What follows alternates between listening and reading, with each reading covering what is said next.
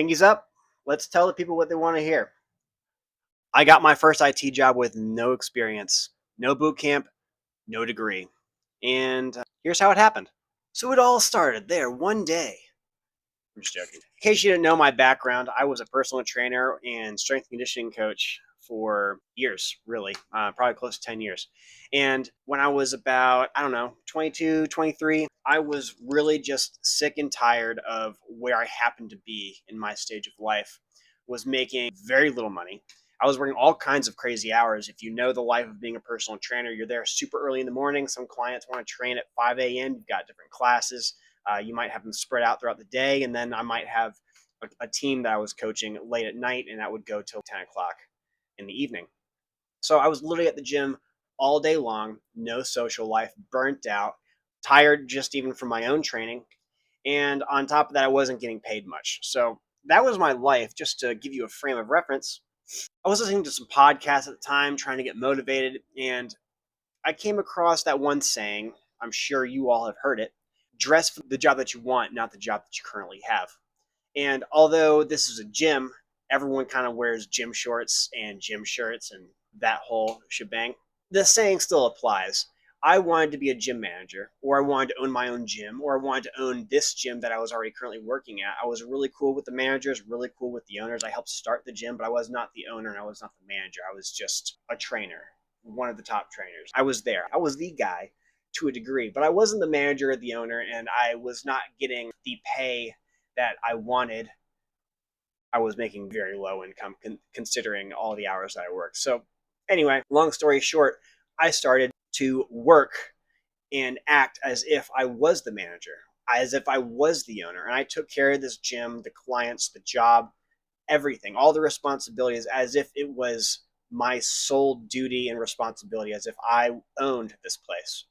I did this for about a month. I'd get there at 4 to 4:30 a.m., well before anyone was there at the gym, so I can clean, so I could organize, so I could go above and beyond and set all kinds of training schedules out.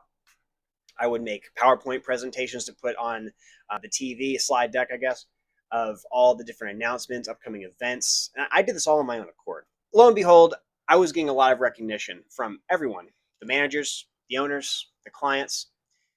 And this really translated well. This is literally how I got into IT. Turns out one of the clients owned an IT company. This client already loved me for my personality and my work ethic, but everyone was already recognizing what I was doing. And it's contagious. People notice these types of things. So at the end of the day, I got a job offer. And quite honestly, at the same time, the owners offered me the manager position at the gym. So now I was at a crossroads. Do I want what I was actually working towards, which was that gym manager, which with hopes of actually becoming the gym owner at some point, with an actual salary and all kinds of things? Or did I want to go down the IT realm? And just quick background information: I never wanted a desk job. I never wanted a computer job. I hated computers all growing up, never wanted anything to do with it. I always wanted to be the outdoors guy. I wanted to do something physical, aka the training, the military, all that. Very hands on, very just out there, getting dirty, sweaty, all that kind of stuff. That's me. But I was at a crossroads. Although I would get that position, should I accept, I'd be the gym manager. I would be doing exactly what I was doing, but actually getting paid for it. And then I would have the pride and joy of the role that I wanted. Or I can go down the IT realm. And I didn't know a lot about what it all actually entailed to go into the IT realm. As we know, it's vast. But I did know that the potential was way up here relative to running this gym. So at the end of the day, I took the IT gig. And even just thinking about it now, it's so crazy that I even did that because I hated computers. I didn't know anything. I remember I did a formality interview just for the sake of going through the motions. Even though the owner was going to hire me, I still went through the interview and they asked me, "Hey, you're going to be on help desk. Do you know how to reset a password?" "No." "Do you know what a domain is?" "No." "Do you know how to do anything IT?" "No, not really, but I worked with Word and Excel in college." Great. So I could type. That was pretty much the extent of my knowledge.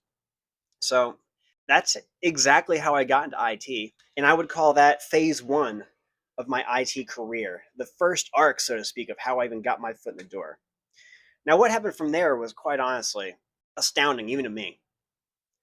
I somehow went from help desk and running Cat 6 cables, the typical beginner IT job, and within a few weeks, I was starting to do Citrix deployments. If you don't know Citrix, it's essentially like a hypervisor or desktop as a service type software. And it was all the rage back when I joined. Still pretty popular, but this was essentially a private cloud deployment. This was before Citrix Cloud even came out. So anyway, I happened to really excel at it. I gained knowledge very quickly, and I quickly became the tier 2, tier 3 project cloud engineer for that first company that I worked at. Great experience, and I was there for 5 years. After that, I went to my second IT company, and this is where the imposter syndrome really kicked in. And I would say this is pretty common, especially for those that started in the realm that I did, where you only know what you know. AKA, you don't have any schooling, you didn't have any certifications, you didn't even know anyone in the IT realm besides the people that you just worked with when you got this job. So I knew nothing about what was out there, what to encounter. So I had a really big sense of imposter syndrome because I knew I was good at what I knew, but I didn't know what I didn't know. And I'm sure a lot of you can relate to this. So at the end of the day, job 2 in my IT career went well, was not where I necessarily wanted to be. This company was not necessarily the greatest. I'm not going to name names. It was a stepping stone. I was there for about a year, and I learned a lot of what not to do, not for my sake, but I'll just say that the best practices for this company was not the greatest. So I learned a lot about how to take bad situations and make them better. We'll just put it that way. So overall, good experience just from the sake of learning. And then from there, every place I've been, it's been just learn, get certification, learn on my own, home lab, and now I'm a senior cloud engineer. Without going into my credentials and everything, I've got over 30 IT certifications. I've taught people how to get into the field. I've taught people how to argue or you'd say bid their case for their salaries. At any rate, slowly but surely, I grew more and more confident in my shoes, in my role, and what I'm good at and what I'm not good at in my career. And that just comes with time. Different experiences put you into different stresses, and you learn how you react as a human.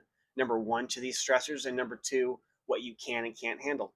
And luckily, I've been through some of the most stressful situations I could ever think of in IT realm, and it really shapes you. And now, because of that, I'm not really afraid of much, only because I've been through such stressful situations in my life.